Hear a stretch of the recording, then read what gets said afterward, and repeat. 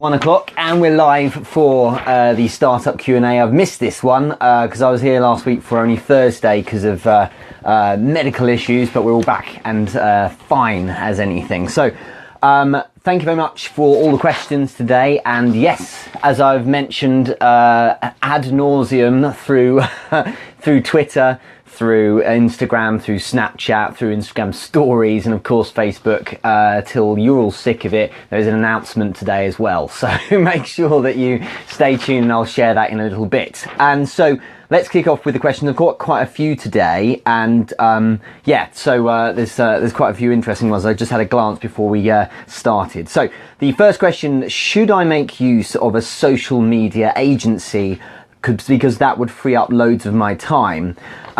It's a really good question, and it's something that comes up quite a bit. In terms of how you build your business, and in terms of moving away from having to do everything, as you'd start with a startup and end up with a more of a well-known brand and business, that means you don't have to do everything. Of course, the outsourcing angle makes a lot of sense, right? Because the more you give to other people, the more time you free up for yourself. With social media, it's difficult because what you will need to do at some point is let go the fact that no one is going to post quite as well as you will, in the sense of if you're talking about personal brand. So if you have a thought or an idea that's closely tuned to your business, well, of course, it's going to be perfectly said and positioned because you said it yourself. But you do need to bear in mind that it comes a point where you do need to kind of let it go a bit. And if someone can deliver social media, for instance, or email shots and things like that, at a level that is perhaps, maybe 70 or 80% as good as how you can do it, well, then that's probably good enough. And you need to maybe suck that up.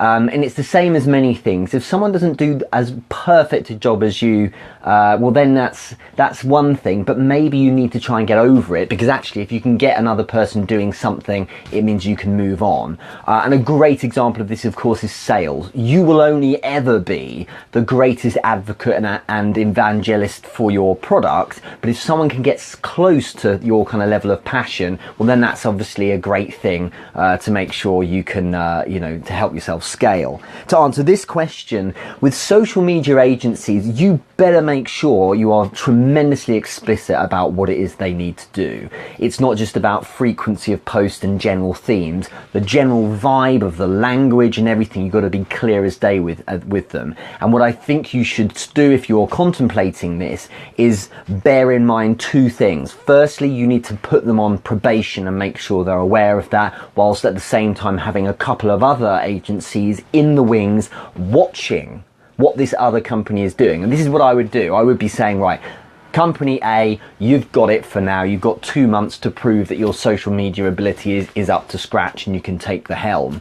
Meanwhile, companies B and C are going to be watching you. And of course, if I feel that they can do better, then I'll step in. And you tell companies B and C that as well. Because the key thing here is to get that pressure on, say, you better perform because this is my brand you're looking after. That's crucial, okay? Because they are representing you through your profile or your account or whatever it might be. Okay, the second thing I strongly suggest, if you were to take on a social media agency, you sit on top of it in the sense of putting out your own posts as well, right? So you have someone who puts out their own things, or rather their own content on your behalf, but you must keep doing your own thing as well, because otherwise that kind of personal edge, that kind of whimsy, that spontaneity that comes to you when you just have an idea pop into your head, if you take that away from what is a crucial piece of toolkit right now for your business, you're going to be missing something. And it's all fine. Everyone's cool with the idea of having sponsored or buffer or scheduled posts all going out there, but you've got to have something that's authentic and real coming from you as well. So those two things are important.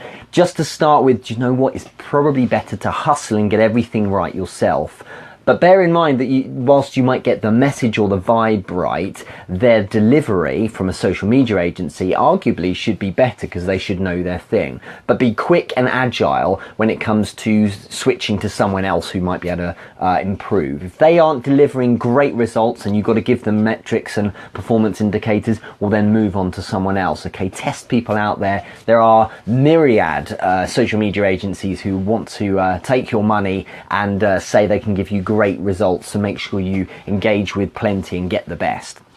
But my personal view is start on yourself first, then add a social media agency if you wish. Ideally get someone in-house because then they'll feel your vibe that much more, and then always add your own social media on top. But really your posts will always be the best. Next question, what are your thoughts on sending out posts at particular times of the day? Well, there's a thing called split testing, which is basically having say 2 adverts or 2 posts and changing one little thing about them, maybe the image or maybe the text, and one thing maybe the time of day you send them out. And that's something you can do to see what the results look like. Go experiment, because everything might be different. I'm just going to move this out of the way. Everything might be different for different companies. It might depend really on what kind of thing you do. I would say bear it in mind a little bit, and I do. For instance, if I'm trying to hit a particular region, I'm not going to send a post out to them when they're all tucked up in bed. However, if you have people following you, well then they've got their notification on their phone anyway. So if it's 4 in the morning and they're fast asleep, when they get up and check their phone, they'll still see that you posted something. So I've found it doesn't matter so much, but I do believe, I mean, here in the UK, I tend to find that operating within my time zone and those of the ones I want to target with greater intensity in terms of my posting has been more effective. But it's not going to be I mean, I know people will argue with me. There are some people who probably swear blind it's the biggest deal, but I've not seen evidence to suggest that particular times of the day is going to make it's not going to be that black and white. What's more important, because I've put out posts in the middle of the night in the UK and even in the US where there's a huge market for the kind of thing I do, and the results have been outrageous. Why? Because the content's decent. If the content's decent, then people will want to engage, and there's enough people out there that will see it. Okay, it's how you deliver it as well, so make your use of your platforms effectively. But bear in mind that people are following you. If they are, then they will pick up your stuff anyway, even if you've posted it many hours back. And if there's interest and if there's value, then of course it will be perpetuated by other people. It'll be retweeted, or it will be shared, or of course people start commenting on it. And I've had things from months ago, people keep bringing them up and commenting on them. So, you know, that's what's crucial. I've got a message here from Amir. It depends on the social media consultant. If they fall in love with your project, they will use their expertise to post way better than you. You're absolutely right. So this is something you've got to traverse here. This is back on the previous question. Social media agencies, bottom line is they're going to be generating income from having plenty of customers if they're starting out, or at least having big accounts. And the end of the day, it's about revenue for everyone. They need to generate income for themselves. No matter what they say, if they really tend to find that your product is awesome, they really buy into you, they're just going to give more. It's the same as anything. The more you inspire other people, the more people will help you out. Okay, Greg, lovely comment on that. Buffer, if anyone doesn't know, Buffer's an app you can use. I sometimes use it for my posts, and it does seem robotic and inauthentic to use it all the time. One thing I would say on this kind of thing, this is sponsored, and this is certainly, you know, posts. If we look at Facebook, that says Buffer on it, which means it's been scheduled. Many of you watching this are in the know. Many of you have studied the science of, I know Greg Freeman, who's just written that comment, studied the science of Facebook ads and things like that. And what you know is light years ahead of what most consumers, remember there's 1.5 billion active users apparently on Facebook, if we take Facebook as an example, the majority of people don't notice these things. Half the people out there don't even know what Buffer is. How do I know that? Well, if you look at the number of downloads of Buffer on the App Store and Google Play, it's not 1.5 billion, is it? It's quite a few, but in the main, a lot of people don't use this stuff, and so they don't respond to it in the way you might. And I suppose what I'm saying is the more experienced you are with things like advertising and that, the more cynical you'll become about what you see. And you'll see people's tricks and tactics, but they work on most people because they don't know about these things, and that's the whole point. Okay, so you've got to remember what you already know and what most people don't, but it is a good point. The next question: how can I tell if someone has actual credibility when I do have a business meeting with them? This is actually a question that one of my mentees asked me, I think it was a few days ago, and they're involved in mergers and acquisitions in tech businesses over in San Francisco. It's a really exciting business. And this is a good question because in a world where we recognise the importance of perception, what you tend to find is that a lot of people will say or make claims about things that are a little bit maybe a little bit higher up than what the real truth actually is. And the technique is a simple one. This is something I teach in sales a lot to open people up, but also in order to understand if someone really is an authority on something, and therefore if someone has credibility. If I'm going to meet someone, maybe I'm going to have a coffee and it's someone I might be a partner with or something like that, there's a simple technique that I've used for many years, and it's nothing I invented, it's something been around for a long time, which is the law of why 3 times, okay? And the idea is if you ask why to something 3 times, or you can develop that if you probe on a point 3 times, then you end up getting the real granular detail. However, you only get the real granular detail, and I'll give you an example in a minute, if that person actually knows what they're talking about. So if someone makes a big fat claim, whatever it might be, a good way to test if it's really something they're aware of, and those of you doing interviews, if you're growing teams and so on, this is something you can use to test people, is you say, oh really, tell me a bit more about that, okay? Or why is it that happened then? If they give you results or an answer with greater detail, that's fantastic, that's a good sign. But that's only asking once. Okay, and why do you think that was? Now I'm going to ask why a second time. Now I get more detail. Oh right, okay, now why is that then? So don't ask why more than 3 times, and don't just sit there saying why, because you're going to sound a bit like a 3-year-old. Believe me, I've got one, so I know what that feels like. But the key thing is to make sure that you are just probing, because what happens if I visualize for you a conversation, a business conversation or otherwise, you have question, and then answer, then you have a new question, then answer. And usually in terms of a conversation, you have a question, then an answer, and the next question, because it's a conversation, is based on the answer to the previous question. This is how conversations move. But what I'm suggesting, if you do question, answer, and then probe down, question, answer, you're moving down, and then you can move to your next thing. But the point is, if you probe and drill down on it, if that person gives you real detail, I'm talking about some real narratives, some stories, some data, whatever it is, if he crafts something that really feels like detail, then the authenticity is probably real and it's probably there, as opposed to something that's being faked. Because what happens when you get to the second why and the third why, if they start going a bit vague or it gets light in information, you do tend to find that suggests there may be BSing you a bit. Okay, so it's a really good technique. It's the law of why 3 times. Use it loads, but as I say, be a bit more elegant. Don't just sit there saying, so why is that, so why is that, so why is that. Get that conversation going through the answer to your question and show a little interest. Okay, can you tell me a bit more detail about this bit, or why is that, or how did you find that, or so what were the results when you did that? Get some real detail, and you'll find that that person is really lying to you, and the credibility will be lost because they are stuttering over things, or in fact they probably know what they're talking about. And the bottom line is, it means that they delivered the solution. Elon Musk talked about this recently when he was talking about the importance of finding people who are great at solving problems. And he says, you need to hire people who are great at solving problems. And usually what you find is if you ask someone who suggested they solve a problem for greater detail on it, you tend to find that they either get a bit vague or they can tell you every little detail. And if they get a bit vague, they're probably not the person that actually solved the problem. If they are really, really detailed and give you every last bit of information you need just like that, it means that they probably came up with it. And it's a similar thing to the law of three whys, okay? So I hope that's clear. Next question. Oh, I should have had this one last week. Do I need business cards in 2016? I'm keen on your opinion on this, and the answer is it depends. So yes and no.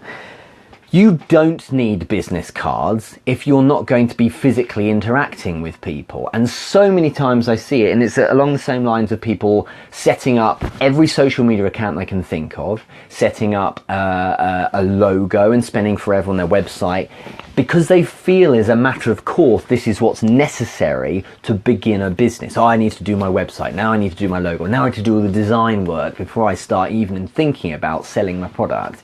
And, you know, some things aren't fundamental to keeping your company alive, because whilst you're busy polishing a pretty picture and a logo and a background image for your YouTube channel, what's happening is you're using time at the very early stage that may be better spent in generating greater business or more business, new customers, and of course then people buying your product, which then gives you income, which is crucial. Otherwise you simply, in the words of Gary Vaynerchuk, you have no oxygen. So you must make sure your focus is on revenue.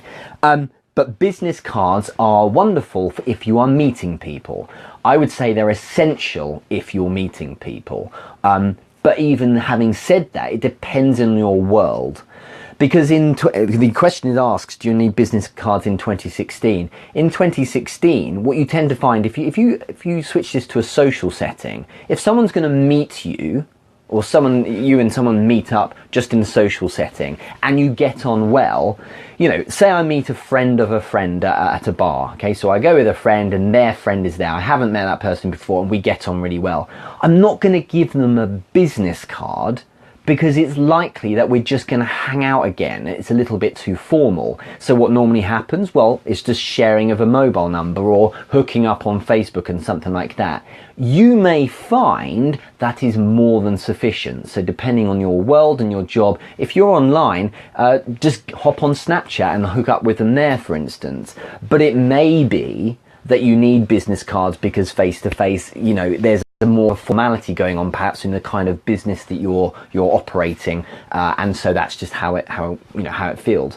Think more about the people you're working with, and what I would say is whenever you're involved with people who are being met with, that you meet face to face, you should always have business cards in your back pocket. I always have business cards just in case, because the number of times is actually quite a lot, but it's because I speak to randomly speak to people when an opportunity arises. You never know who you might meet, right?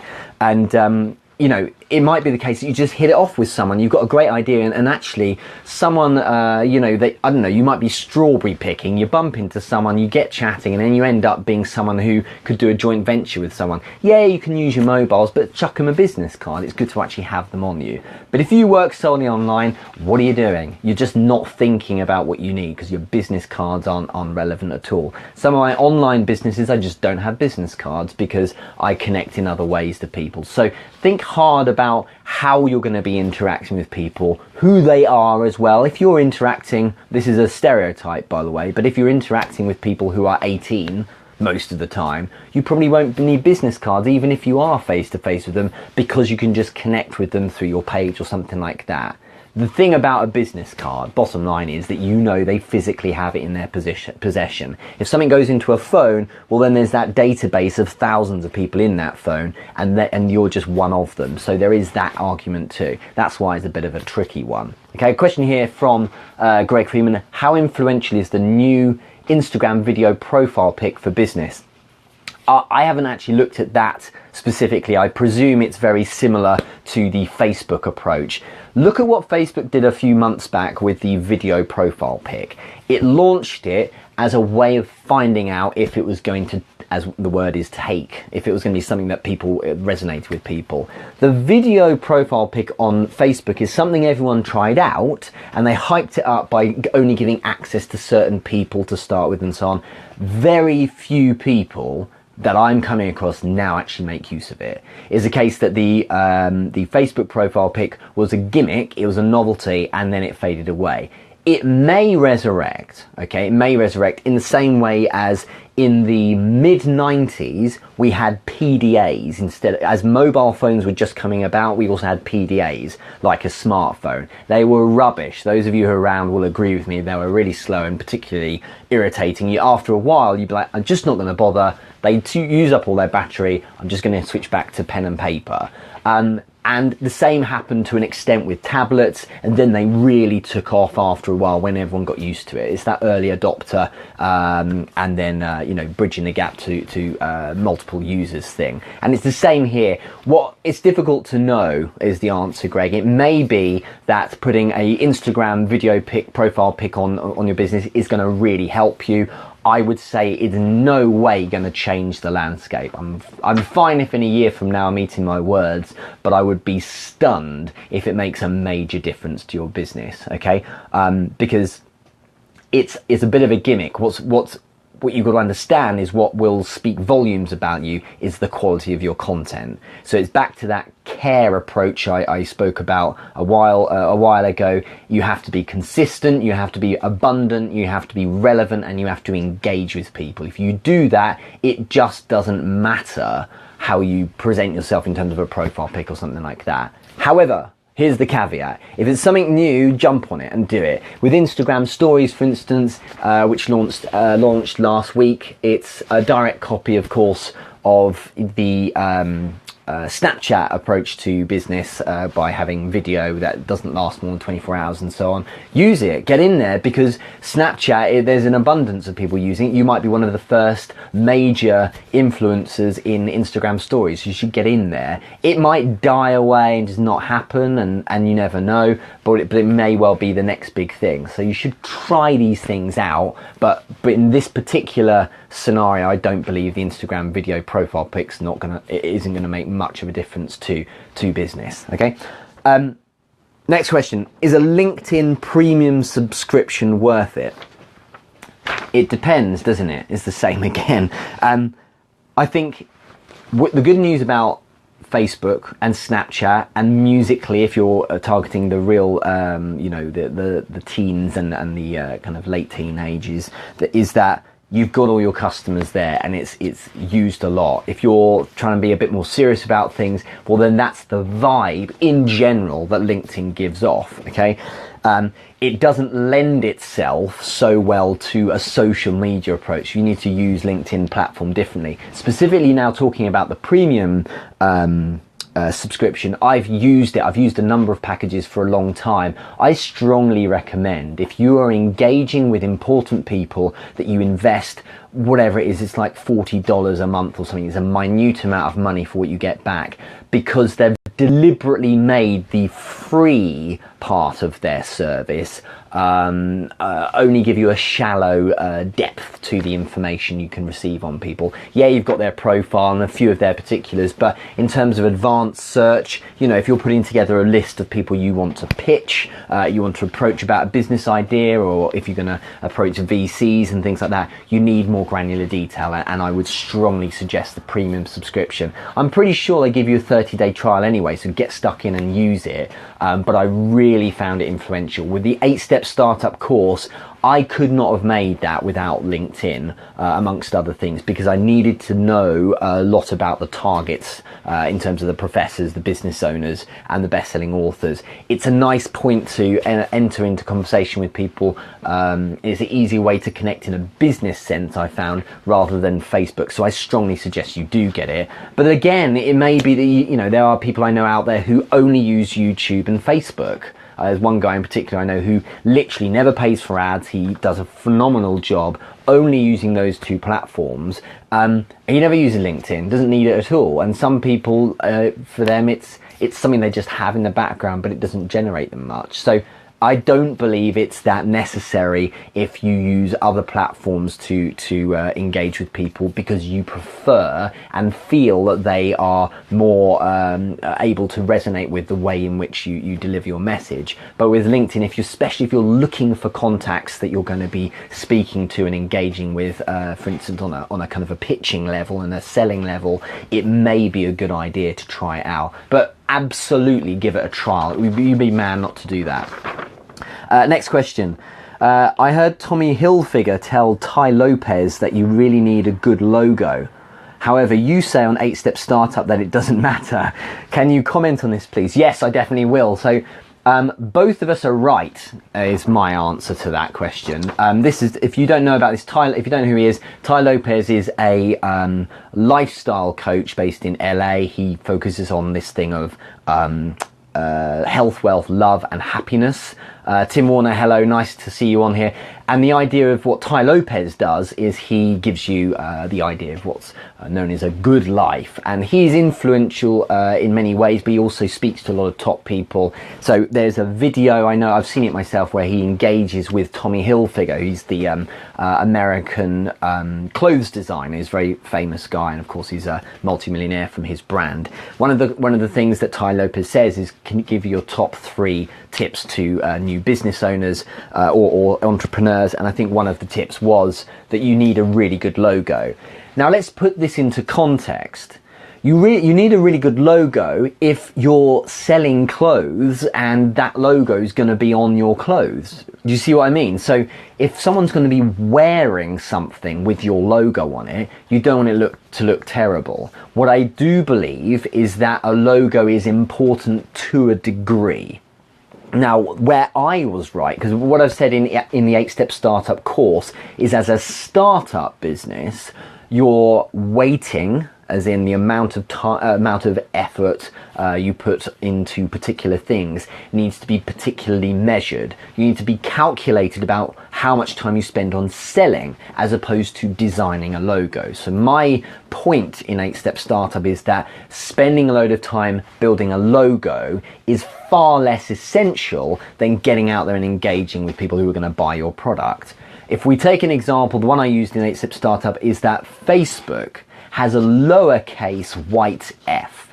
Okay, it's not some really deep logo that touches you on some kind of subconscious level and really makes you buy into something much more than a different type of F would, or a different kind of logo. It's just a lowercase f. And the reason why it's so well known isn't because it's so unique, it's because it's so prevalent, and it's so abundant because everyone uses Facebook. Okay, so to draw in Tommy Hilfiger's point there, a logo is essential, and it is important to have a good logo if your logo is important to your business. Okay, what I do think is that, of course, you shouldn't have some naff logo that's poorly designed that looks weak, but whatever, you know, that's all very subjective. The bottom line is, make a decent, half decent logo, but don't spend weeks on it. Certainly don't spend, you know, I know someone who someone I was mentoring last year who who'd spent $300, I think, on a designer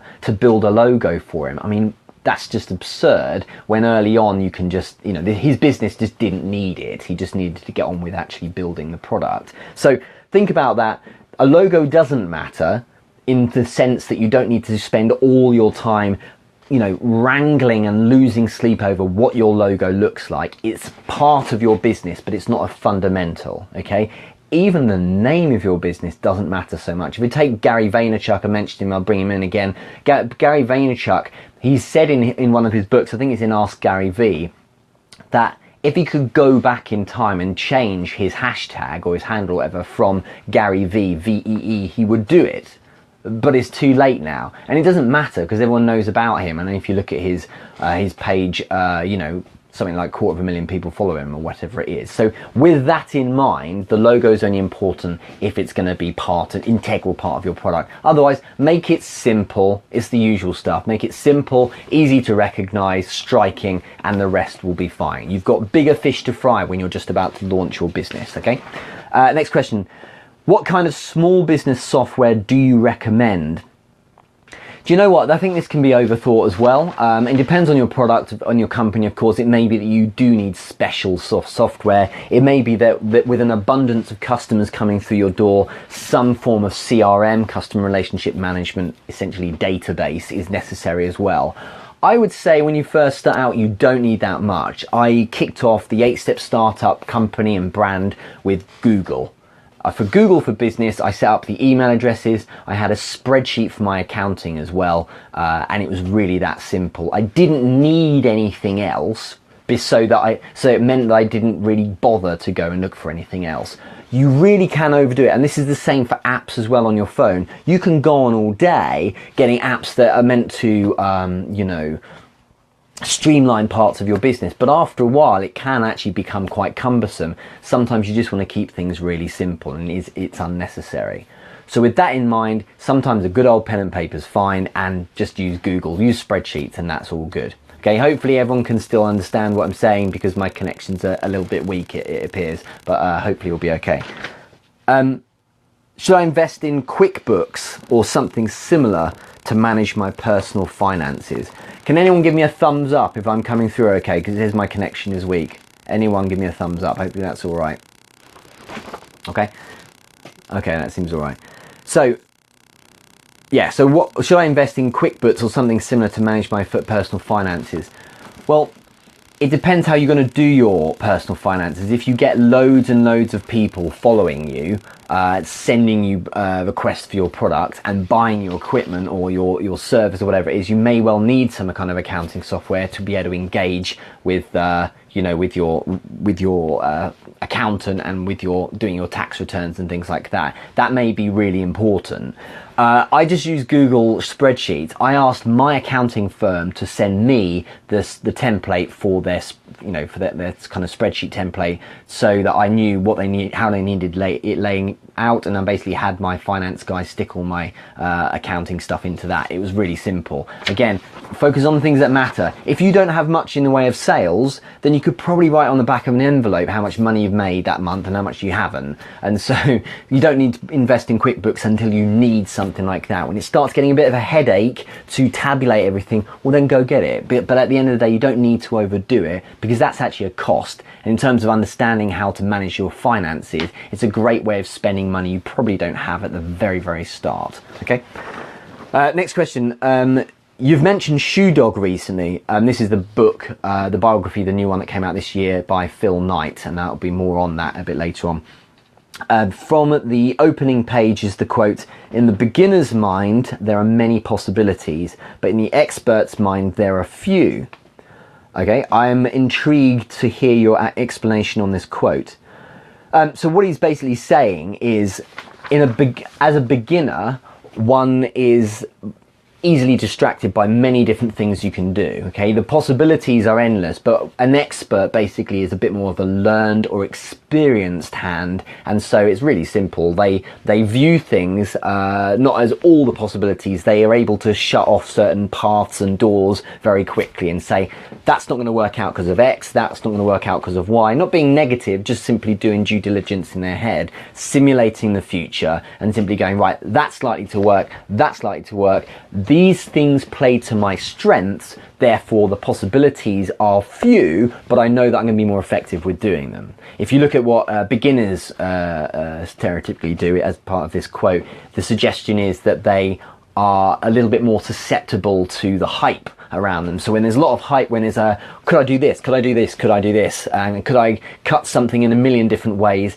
then of course they're all over everything, and it's quite an art to be able to just take a moment and say, what's the best route to success now? If I want to build myself a real estate business. There's 60 different ways I could do it. The possibilities are endless, but actually the possibilities, I need to make them few, because then they're the few things that I know are probably going to be best to run with. That comes down to research, engaging with the people of authority, getting yourself a good mentor, and so on as well. That's my take on that quote.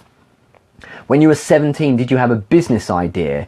And if yes, how did you go about it? Were you certain of it? When I was 17, I did work for with a company we set up at high school. There was part of this initiative we had in the UK called Young Enterprise, and as a strange kind of it was a strange kind of prophetic position. We were all given job titles, and I was the sales director, so I was in charge of sales. It was weird that about 4 years later I would then start in the world of sales and work in that space for the best part of 15 years. But actually before then, my first ever business venture, which is probably what's being asked about here, was when I was about 14, and I spent a lot of my time programming computers and writing operating systems and things, just because I found it was fun, which is a bit geeky of me. But I was really into early computers. This is pre-internet really, or just about when internet and dial-up was just about happening. You know, those times where on the weekends you couldn't ever call anyone on their landline, because of course you'd unplug the phone and stick it into the modem instead. But back in 1994, I was going around with 2 or 3 of my friends and we went to computer fairs. So these were junk fairs. I'm saying this with a smile because this is a really geeky thing to share. I think I talked about it a bit last week as well. But we went to these fairs and we bought loads of old bits of computer junk, and it would be like a graphics card or some memory or a hard drive or whatever. And I would build from scratch these computers and put these things back together. I just enjoyed the kind of the thrill of doing it. And our first and only sale was to my uncle, who needed a computer. So we built it to spec. You know, here's the monitor and the printer. He wanted a word processor built in as well. So I built all that. And it was fully working and functional. It was really pleasing because it started as a junk case for a computer that was in a skip, and then we'd kind of put all the other bits in as well. So that was a fun thing to do. And we were going to take on the world, and we ended up spending all of the profit, which was very little, going to another fair and buying more stuff, but it just tended to kind of fizzle out. Was I certain of it? Yes, I was at the time. I thought this was going to be the big thing. I was going to quit school and just do this, but you know, something else came along, I presume, and that was that really. I'm going to do my announcement in a moment. I hope you like it, but I'm going to do a couple more questions first. So, how do you make sure you don't get distracted by things like video games? Oh man, whoever wrote this in really wants me to rant today. So, anyone who's followed me or listened to me for a while will know I've got a view on video games and things like that, and if you want to play them, then good for you. Okay, my personal view, I don't care what people think. My personal view is that video games are kind of for kids, really, and more specifically in context of this conversation, if you are starting a business, right, you need to be all in on the business. In the startup phase, however long that may be, you need to be obsessing over your business. And if you feel that you can find time, because let's be honest, video games you don't play for 10 minutes, certainly not nowadays, they're so engrossing. You play video games for what? How long do you play video games for? 2 hours? 3 hours? Onwards? It needs to be that you decide what you want. If you're going to involve or integrate video games into your world that aren't part of your business, yes, Tim Warner, video games are awesome, and I'll come to that in a sec, then you need to be aware that if you are going to portion that time of your day, because we all have the same amount of time only, and it is a set amount each day, if you're going to put that time into video games, you must be willing to have that as a compromise on how successful your business is. Or let me rephrase that, not successful, but how much time you can put in your business. You are not in a position to say, I don't have time with my business, if you spend time with video games instead, if your business has to be the thing that you are having as your central point of your world to really make it successful, then taking time out to do anything is cool, that's understandable, but overdoing it with video games, which is often the case for hours, you could argue that that time might be better spent. My personal view is to have the audacity to sit there and play computer games for 3 hours and then in moments later complain about not getting sales through the door. That's ridiculous. However, just a caveat before everyone goes ballistic, if you love your video games, and Tim, this is for you, if you love your video games and your businesses are successful, well, good for you. That's the main point here, okay? Because if you can accommodate both, well, good for you, okay? But in a startup phase, and Tim, in fact, who wrote that point, I know you've mentioned we've been in chat earlier today that you've got 4 businesses of your own. One's very successful indeed. I only glanced at that message, but the reality is that if you are just starting out, you got to get focused on the business, okay? And you could argue, is my time best spent doing this, okay? I think I haven't really answered the question. That's just my view of video games. How do I make sure I don't get distracted by things like video games? I sold the console. That's what I did. I just got rid of it. And I remember actually at university, there was a game that was very, very dangerous at the turn of the century, back in like 1998, 99, called Championship Manager. Some of you have played it. It was a big deal here in the UK. Basically, it's a football, as in soccer, management game. And there's another example of a game. You don't play 10 minutes of it. You play like 12 hours of this thing. Often you don't even play a match because you're scouting, you're looking at stats and data and things like that. And I remember deleting it from my computer and posting the CD-ROM, because that's what they came on back then, back home, because it was so dangerous. I was like, I'm not getting any work done here. This is so bad. And so because I couldn't exercise willpower, and look, this is the best way to deal with bad willpower is just don't have it in the house. So I did the same thing with biscuits. Just don't have them in the house, otherwise I'll eat the whole packet. And it's exactly the same thing here. So that's what I do.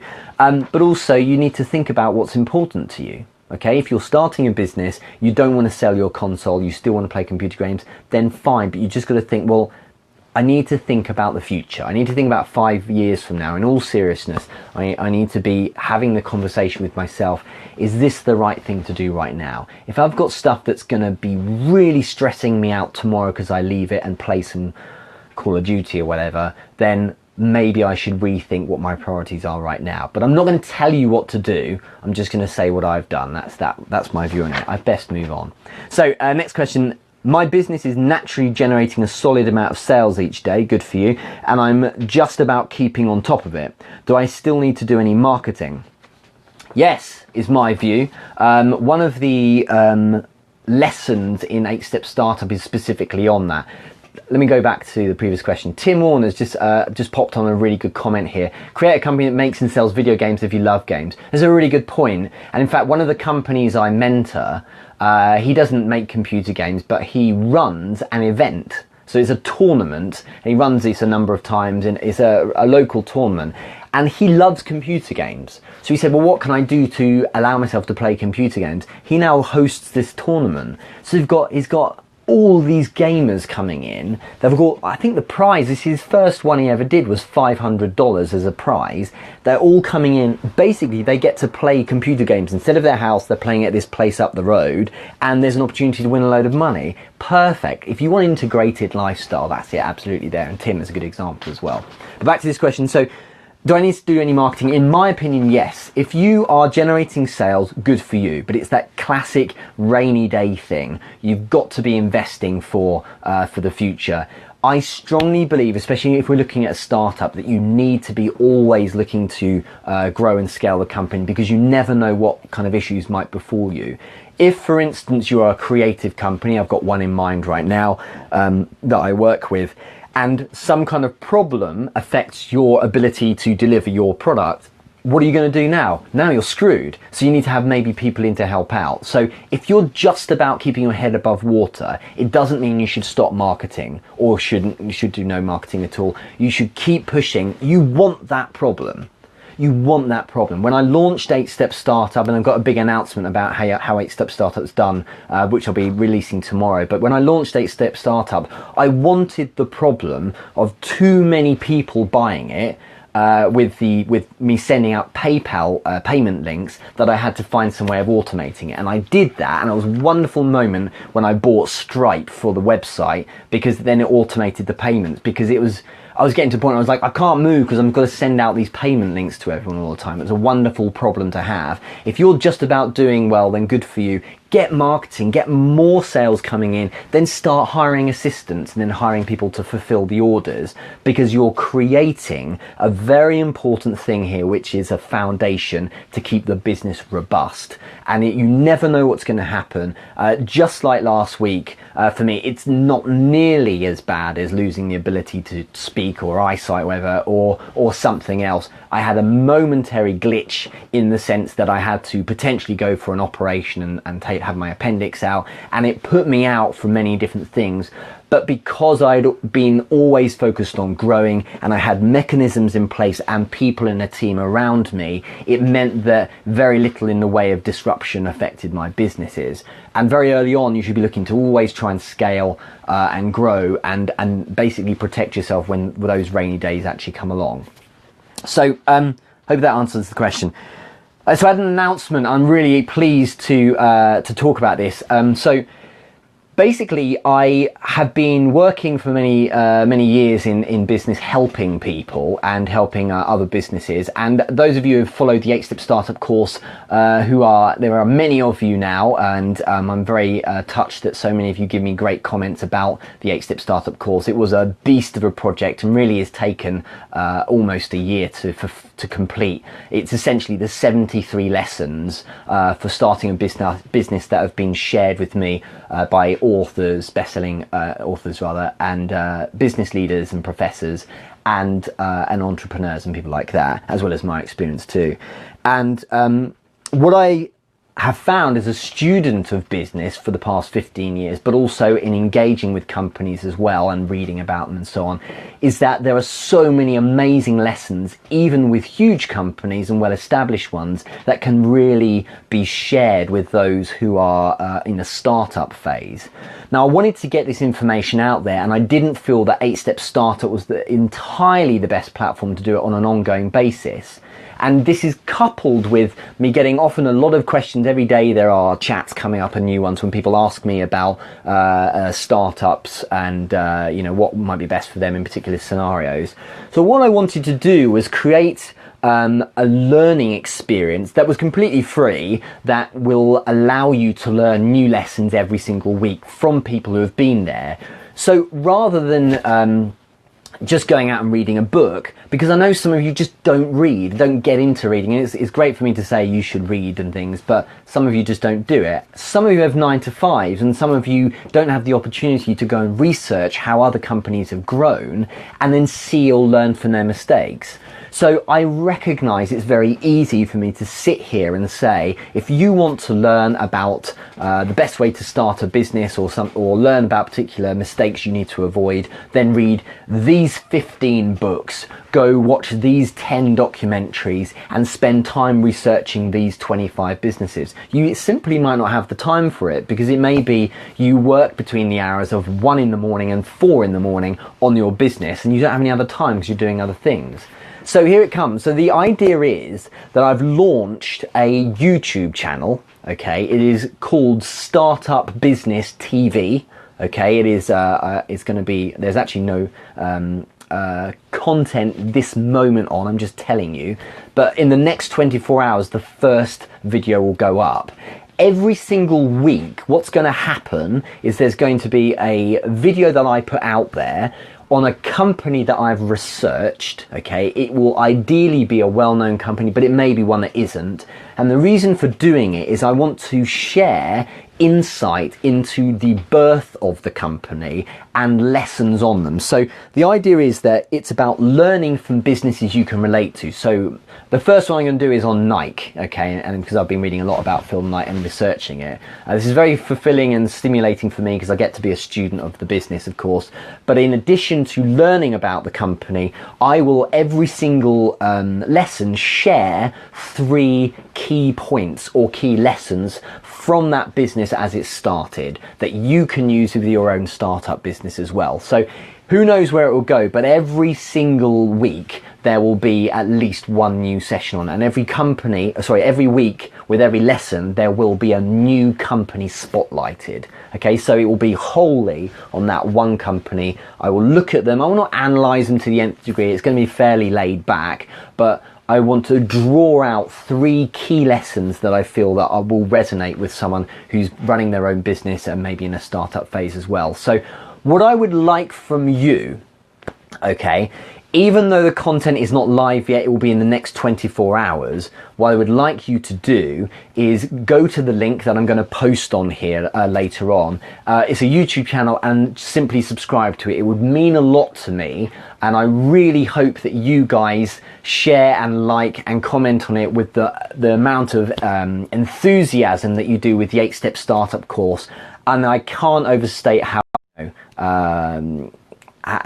great everyone's been about the 8-Step Startup course. So please get in touch if you have any questions about it. But in the next 24 hours, you're going to see the first lesson going out there. And the hope is I can do is, I mean, you know me with consistency. There's always a startup Q&A on a Monday at 1. There's always one on a Thursday for sales, and there's regular content that's been going out for me all the time. So this is going to be every week at least one. It's going to be fantastic. It's going to be a great way for you it won't be long, like 25 minutes, half hour or so, to learn about how a business started up. We're going to start with Nike. That will come out in the next 24 hours, and then there'll be a new company every week. They're not always going to be companies that have been successful. It's about what 3 lessons we can learn from them. So I really hope that brings you guys more value and you can learn from that. And so that's going to be called Startup Business TV, and who knows where it'll go. I've got some great plans for it in the future, but we're just going to get started, and I wanted to share that with you guys here first. Okay, so that's a slight tangent to the 8-Step Startup course. Thank you so much again for listening. It's been really good fun doing it today. Tim Warner, you're absolutely right. Podcasts and audiobooks are a great way of learning too, especially if you don't have the time if you're at work and things like that.